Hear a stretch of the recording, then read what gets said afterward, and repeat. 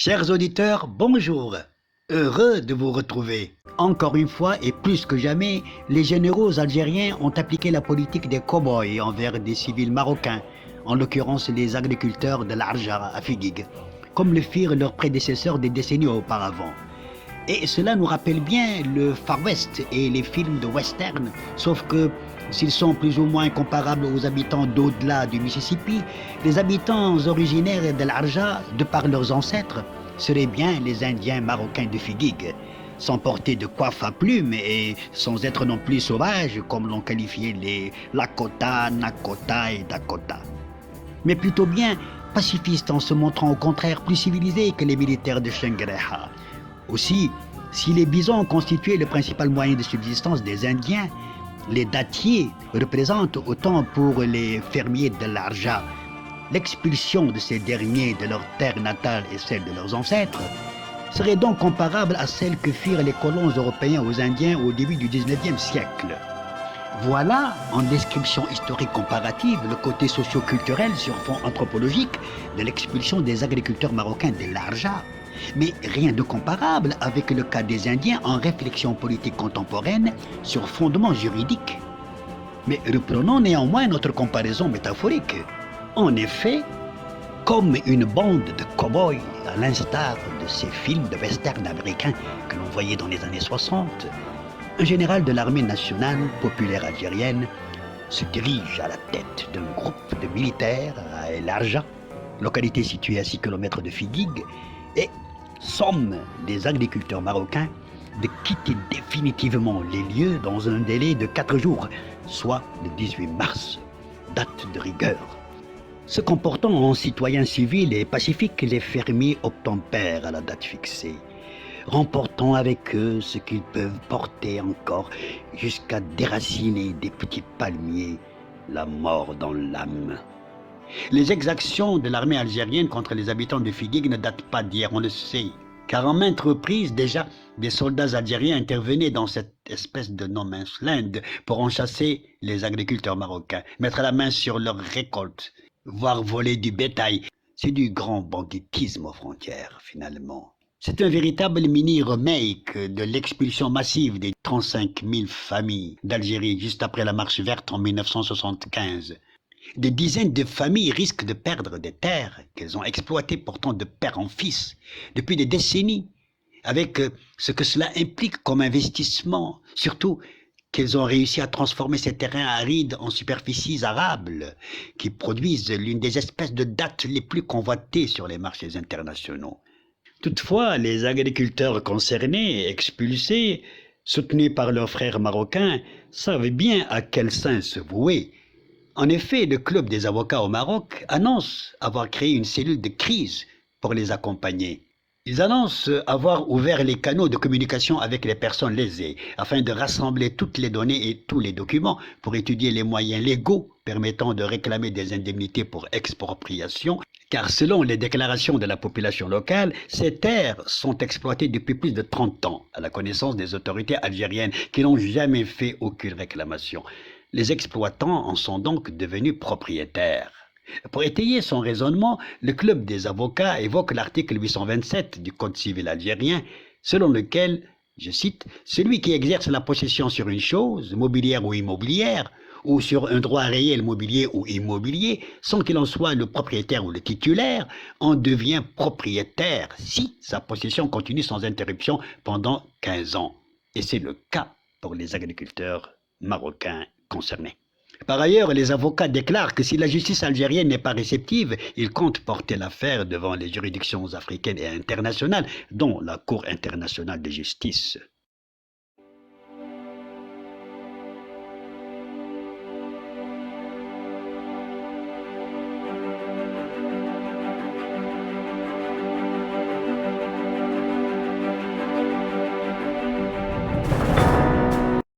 Mais au-delà de ces démarches administratives et judiciaires afin que justice leur soit rendue, je voudrais aussi parler un peu des raisons visiblement explicatives, pour l'observateur spécialiste ou simplement avisé, de l'événement d'El Arja, soit ce troisième crime d'expulsion de citoyens marocains sur un territoire que le régime d'Alger considère encore comme étant le sien, profitant une nouvelle fois du flou des frontières en termes de délimitation ou de traçage, mais saisissant aussi la pondération diplomatique quasi proverbiale du Maroc, de sa sagesse coutumière, de sa tolérance, voire de son indulgence.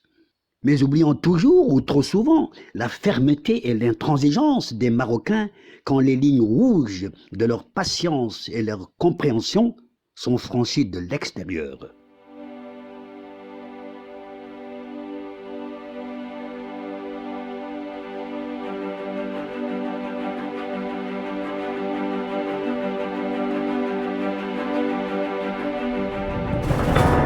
Cette fois-ci, ces exactions ont lieu dans un contexte particulier. Le Hirak vient de souffler sa deuxième année, on le sait. Le moral de la population est au plus bas, la population algérienne. La situation économique est de plus en plus désastreuse en Algérie, catastrophique. Le slogan phare du Hirak est Dawla Madaniya, Machi Askari, c'est-à-dire un état civil, pas militaire. Les généraux sont décriés chaque semaine, chaque vendredi par les citoyens algériens qui les traitent de criminels, de terroristes, de mangeurs voraces du pays et ils les souhaitent jeter à la poubelle. Les généraux à la poubelle, écrivent-ils sur des pancartes. Tous les appels à un front intérieur ont laissé de marbre les millions d'Algériens qui battent le pavé chaque vendredi. Impuissante à faire face aux revendications du peuple, l'armée algérienne semble ainsi vouloir créer une tension exacerbée avec le Maroc pour détourner l'attention des hirakistes. Vaille que vaille.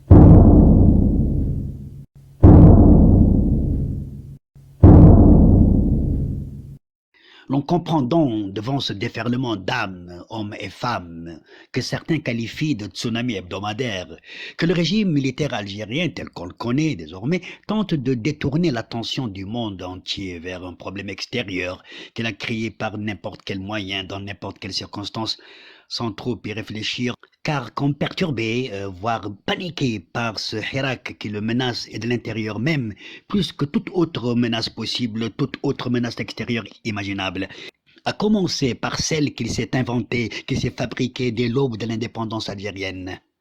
Parce qu'elle est géographiquement la plus proche à voir, la plus proche à sentir et à faire sentir aux autres, et parce qu'elle est politiquement et idéologiquement la plus pratique à évoquer, car l'objet est plus facile à accuser, l'objet étant le Maroc et la menace étant son régime monarchique, vous l'avez bien deviné. Mais serait-il utile de rappeler la cause de cette menace chimérique ou fictive dans la tête des généraux algériens d'aujourd'hui comme d'hier? Pas vraiment. Mais rappelons-la quand même, puisqu'elle n'est autre que le prétexte naïf de se maintenir au pouvoir, un prétexte inavoué évidemment et jamais avouable par les généraux d'Alger.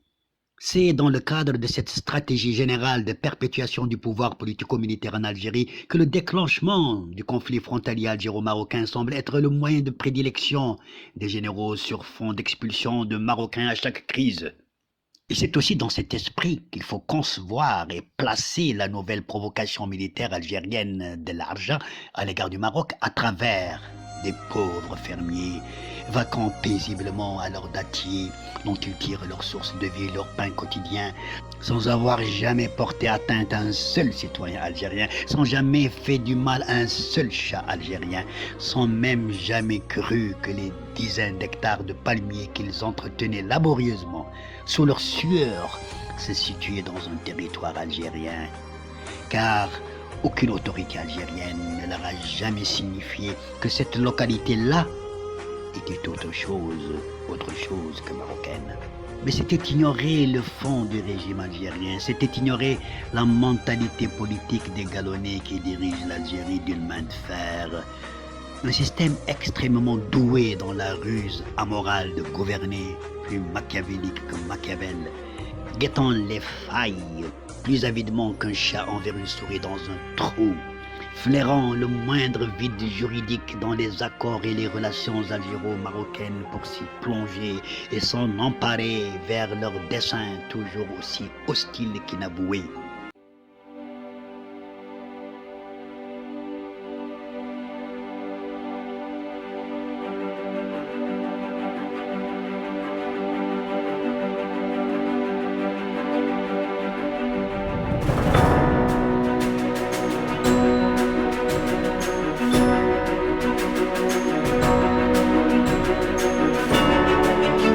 Parler de politique des cow-boys ou de politique westernienne, ou de westernisme pour ainsi dire, ne relève pas d'une plaisanterie et n'est point une boutade, encore moins une invention de ma part, car il existe bel et bien une politique du western autant qu'une philosophie du western, et l'on trouve justement une littérature abondante sur ces deux thématiques, et les bibliothèques en contiennent tant d'ouvrages, allant du roman aux essais académiques. Mais pour ceux d'entre vous qui n'auraient pas suffisamment de temps à en lire la plupart, je conseille de parcourir au moins les deux livres qui s'affichent devant vous sur l'écran.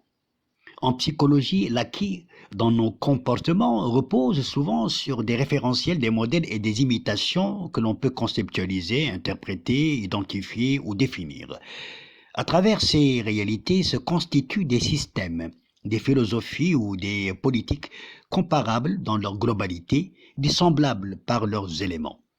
C'est à partir de cette théorie vérifiable que j'ai décidé, depuis plusieurs mois, de replonger dans l'histoire politique contemporaine de l'Algérie, dans laquelle je naviguais d'ailleurs depuis de nombreuses années, après avoir remarqué dans la foulée des ressemblances fondamentales entre le système boumedieniste algérien et le système westernien américain, considérés dans leur intégralité, intégrant leur philosophie et leur politique opérationnelle sur le terrain, en dépit de certains paramètres distincts et spécifiques à chacun des deux. J'en suis finalement arrivé à une conceptualisation du régime politico-militaire algérien, suggérant, in fine, la même politique des cow-boys d'Amérique du XIXe siècle, dans sa vision globaliste, dans l'action, les moyens et la finalité, tout en gardant les variables qui lui sont propres. Dans la philosophie westernienne, autant que la philosophie boumedienienne, l'on trouve essentiellement la notion de frontière. Mais elle n'est pas tout à fait la même dans les deux cas, à Washington dans le passé et à Alger dans le présent. Car en tant qu'espace mythique dans l'esprit westernien, la frontière ne correspond pas à une région définie du territoire américain.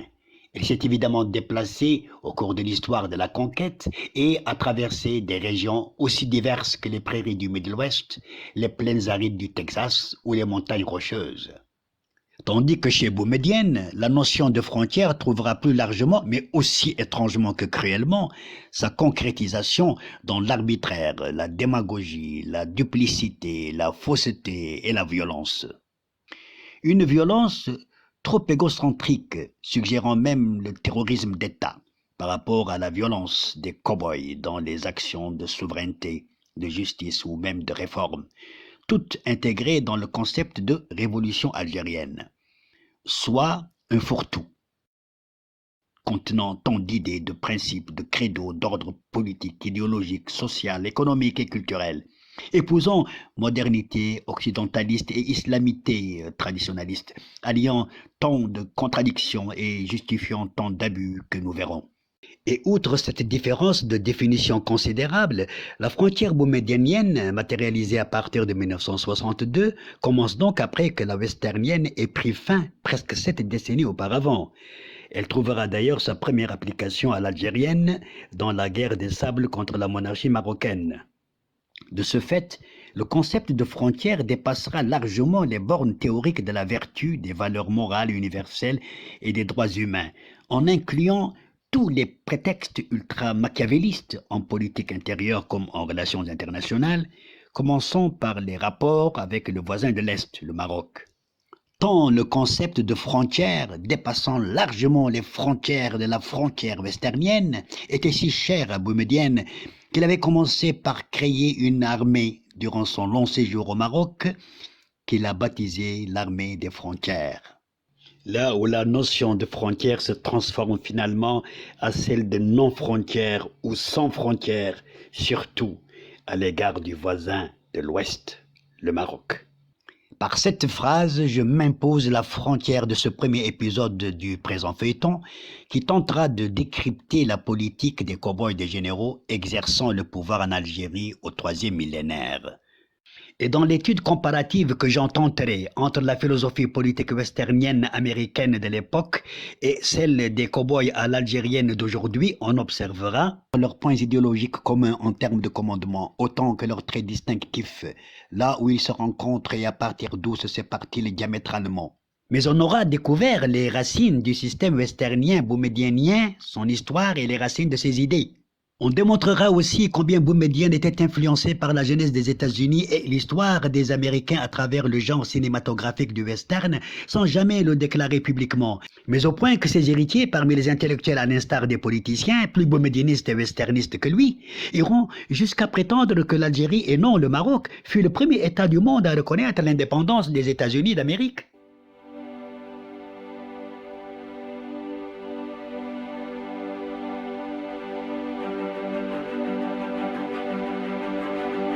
Un régime exercé dans la continuité d'une philosophie politique boumedienienne du XXe siècle, équivalent globalement à la philosophie politique westernienne du XIXe siècle, avec la grande divergence que je vous prie de retenir dès à présent, à savoir, la politique des cow-boys en Amérique a accompli sa mission en cédant la place à un régime civil démocratique, conformément à la volonté du peuple américain.